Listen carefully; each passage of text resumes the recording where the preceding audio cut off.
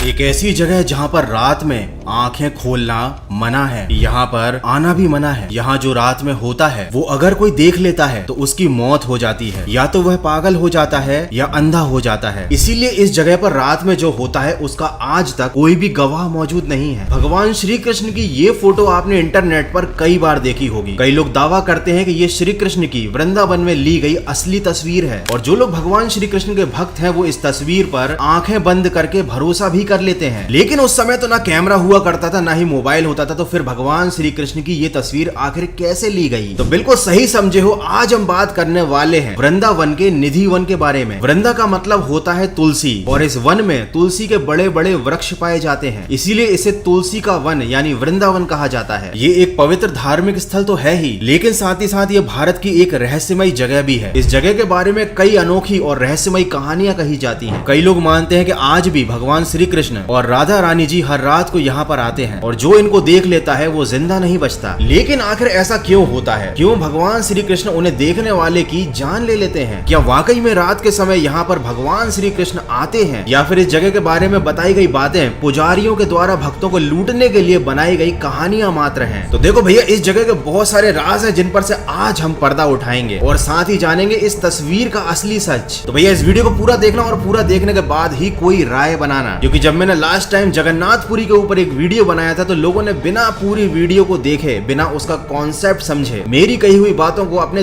दिल पर ले लिया था। क्योंकि भैया हर इंसान की सोच में और सच्चाई की खोज में फर्क तो होता ही है। तो यार आई थिंक इतना इंट्रो काफी है, तो चलते हैं वृंदावन में और जय श्री कृष्ण बोल के शुरू करते हैं आज का फाड़ू वीडियो।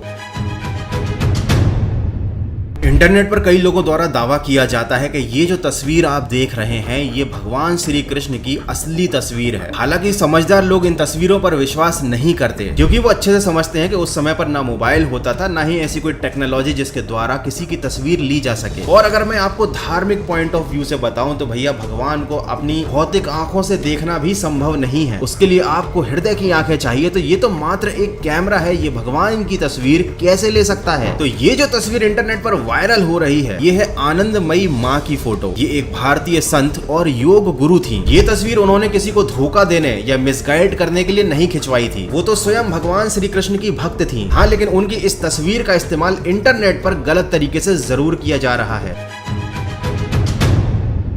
चलिए अब बात करते हैं निधि वन के बारे में। ये जगह यमुना नदी के पास में स्थित है, काफी सुंदर जगह है, और यहाँ की खास बात है यहाँ पर तुलसी के बड़े बड़े ऊंचे वृक्ष हैं। जनरली हम लोग जो घर में तुलसी लगाते हैं वो काफी छोटे साइज की होती है, लेकिन यहाँ पर आपको तुलसी के वृक्ष मिलेंगे, मतलब लिटरली बड़े बड़े पेड़। लेकिन ये बात इस जगह को रहस्यमय नहीं बनाती। एक्स्ट्रा ऑर्डिनरी बात तो ये है कि लोगों द्वारा माना जाता है कि ये जो पेड़ है ये गोपियां हैं जो रात में अपना असली रूप ले लेती हैं। जब रात के समय श्री कृष्ण इस वन में प्रकट होते हैं तब ये पेड़ अपने असली रूप में मतलब गोपियों के रूप में आ जाते हैं। हालांकि शाम ढलने के बाद निधि वन में जाना अलाउ नहीं है। जो लोग भगवान में विश्वास रखते हैं उनका ये मानना है कि भगवान कृष्ण और राधा रानी सभी गोपियों के साथ यहाँ पर रास लीला रचाते हैं, और इसीलिए रात के समय यहाँ पर भक्तों का आना मना है। देखो ये तो खैर कोई गलत बात नहीं है, क्योंकि प्राइवेसी नाम की भी कोई चीज होती है, लेकिन एक चीज है जिसका लोग अभी तक गलत मतलब निकालते आ रहे हैं, और वो है रास लीला।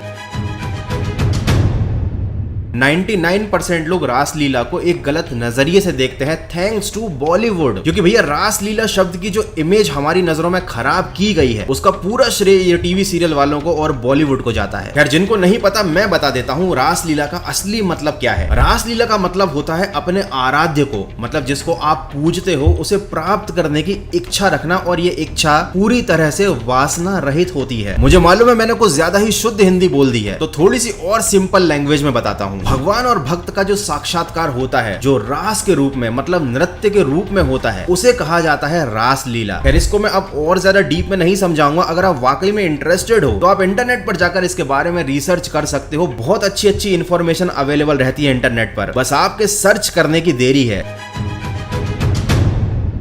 इस जगह पर झाड़ियों के बीच एक छोटा सा महल है, जिसकी छत के नीचे श्री कृष्ण के लिए सूर्यास्त के बाद भोग रखा जाता है। दातून रखी जाती है, पान, लड्डू, भोजन, बिंदिया, चूड़ियां और श्रृंगार के सामान का भोग लगाया जाता है। सुबह जब मंदिर के कपाट अर्थात दरवाजे खोले जाते हैं तो ये सारा सामान इधर उधर बिखरा मिलता है। यहाँ पर चबाया हुआ दातून, पानी का खाली लोटा, आधा खाया हुआ पान और थोड़े से खाए हुए लड्डू मिलते हैं। इन सब चीजों से ऐसा प्रतीत होता है जैसे स्वयं भगवान श्री कृष्ण यहाँ पर आए हों और उन्होंने इन सभी चीजों का इस्तेमाल किया हो। यहाँ पर जो तुलसी के बड़े बड़े वृक्ष लगे हैं, जिन्हें भक्तजन गोपियां मानते हैं, उनकी शाखाएं भी अजीब तरीके से बढ़ती हैं। ये शाखाएं ऊपर की बजाय नीचे की ओर जाती है। निधि वन के पास में ही जो घर बने हुए हैं, कहा जाता है कि उनमें खिड़कियां नहीं होती और जिन घरों में खिड़कियां भी हैं उन लोगों ने उन खिड़कियों को बंद कर रखा है ताकि रात के समय गलती से भी निधि वन में होने वाली रासलीला उन्हें दिखाई न दे जाए, क्योंकि अगर वो ये रासलीला होते हुए देख लेते हैं तो हो सकता है वो भी अंधे हो जाएं या उनकी जान चली जाए। अब ये जो मैंने आपको सारी बातें बताई हैं, ये बहुत सारे YouTube वीडियोस ने बता रखी हैं। इंटरनेट पर भी निधि वन के बारे में यही सब बताया जाता है, लेकिन रियलिटी काफी अलग है।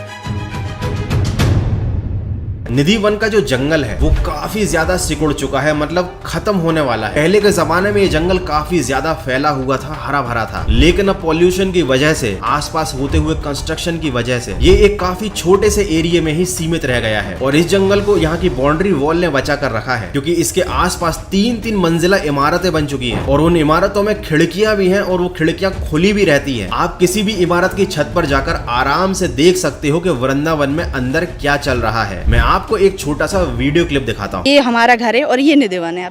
वैसे तो हम आंगन में यही रहते हैं, तो कभी कुछ ऐसा नहीं हुआ।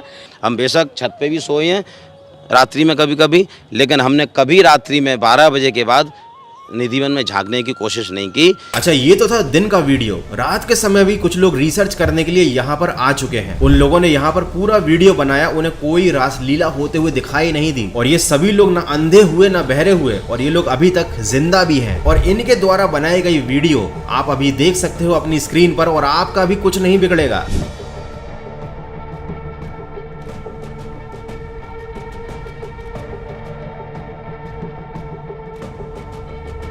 तो देखो, अब मैं आपको ये सारी चीजें क्यों बता रहा हूँ, क्योंकि हर जगह के बारे में कुछ चीजें सच होती हैं और कुछ चीजें झूठ फैलाई जाती हैं। और सबसे बड़ा सवाल तो ये है कि अब आज के जमाने में, इस कलयुग में, जब लोगों का भगवान पर से विश्वास उठता जा रहा है, लोगों के मन से अपने कर्मों का डर खत्म होता जा रहा है, गैर धर्म के लोग हिंदू धर्म के देवी देवताओं को काल्पनिक बताते हैं, ऐसे समय में तो यहाँ वृंदावन में CCTV लगाना चाहिए। यहाँ का लाइव टेलीकास्ट टीवी पर करना चाहिए ताकि पूरी दुनिया देख सके कि भगवान श्री कृष्ण हैं, ताकि जो लोग भी हिंदू धर्म के ऊपर या भगवानों के ऊपर उंगली उठाते हैं उनका मुंह बंद हो जाए, बुरे काम करने वालों के मन में भगवान का डर बैठने लगे। बट एक्चुअली में ऐसा कुछ किया नहीं जाता, क्योंकि हमारे यहाँ भारत में भगवान को सिर्फ वहीं पर जिंदा रखा जाता है जहाँ पर पंडितों की दुकानदारी चलती है। देखो, मैं भगवान के अस्तित्व पर सवाल उठाने वाला कोई नहीं होता, लेकिन जहाँ पर भगवान के नाम पर हमें बेवकूफ बनाया जा रहा हो उस जगह पर तो हम कम से कम सवाल उठा सकते हैं। क्या श्रद्धा के नाम पर हमेशा हर जगह बेवकूफ बनना जरूरी है? देखिए, जिसको ईश्वर में विश्वास है उसे सबूत देने की कोई जरूरत नहीं है, और जो भगवान पर विश्वास नहीं करता उसे कितने भी सबूत दे दो वो विश्वास नहीं करेगा। तो हमें समझना चाहिए कि आखिर भगवान हमें क्या संदेश देना चाहते हैं। क्या हम वाकई में उनकी कही गई बातों को अपने जीवन में उतार रहे हैं? क्या हमारे धार्मिक स्थल केवल लोगों के द्वारा बनाई गई कहानियों के आधार पर ही चलते हैं? क्या केवल नारियल फोड़ना, अगरबत्ती लगाना, पूजा पाठ करना केवल यहीं तक सीमित है आपकी जिम्मेदारी? जो संदेश वो देना चाहते हैं, जिस तरीके से जीवन जीने के लिए वो आपको प्रेरित करना चाहते हैं, क्या हम आज के जमाने में उनकी बातों का अनुसरण कर भी रहे हैं या केवल हम धर्म के नाम पर दिखावा कर रहे हैं? आप मुझे खुद बताइए, किस चीज की इंपॉर्टेंस ज्यादा है? रामायण असलियत में हुई थी या नहीं हुई थी, इस बात के साइंटिफिक सबूत ढूंढने का महत्व ज्यादा है, या फिर रामायण में हमें जीवन जीने का जो संदेश दिया गया है, हमें जो सीख दी गई है, उसे अपने जीवन में उतारकर अपने जीवन को बेहतर बनाने का इंपॉर्टेंस ज्यादा है? तो अगर हम रामायण से कुछ बात सीख कर अपने जीवन को बेहतर बनाते हैं तो हम स्वयं रामायण के अस्तित्व के एक सबूत बन जाएंगे, हमें किसी और सबूत की जरूरत नहीं पड़ेगी। तो बेसिकली आज का ये निधि वन से रिलेटेड वीडियो मैंने इसलिए बनाया था क्योंकि इंटरनेट पर निधि वन से रिलेटेड जितने भी वीडियो अवेलेबल हैं उनमें वही घिसी पिटी पुरानी बातें आपको बताई गई हैं, जिनमें से कि आधी बातें लोगों द्वारा मनगढ़ंत फैलाई गई हैं, जिनका सच्चाई से कहीं तक कोई लेना देना नहीं है। और ये बात आप भी मान के चलिए कि हमारे जीवन में अंधविश्वास ने इतनी गहराई तक जड़ें जमा ली हैं कि हमें अब उसे उखाड़ कर फेंकना पड़ेगा। हमें समझना पड़ेगा कि हमारा धर्म, हमारे भगवान, हमारे मंदिर, हमारे धार्मिक स्थल केवल एक पर्यटन स्थल नहीं है जो पंडित पुजारियों द्वारा फैलाई गई कहानियों के आधार पर चलते हो। इनका एक विशेष महत्व है, इनसे मिलने वाली एक विशेष सीख है जिसे हमें अपने जीवन में उतारना चाहिए। देखिए, मुझे मालूम है कि ये टॉपिक काफी कंट्रोवर्शियल है और मैंने अपनी तरफ से इस वीडियो में एक सही मैसेज देने की ही कोशिश की है, लेकिन फिर भी अगर आपको इस वीडियो में कही गई किसी बात से बुरा लगा है तो मैं अपनी तरफ से माफी मांगता हूं। लेकिन अगर आपको ये वीडियो, इसमें कही गई बातें पसंद आई है तो वीडियो को लाइक जरूर करना है, इसे किसी न किसी के साथ शेयर जरूर करना है और ऐसे ही वीडियोस को देखने के लिए चैनल को सब्सक्राइब कर लेना। मिलते हैं अगले एक और तगड़े वीडियो में।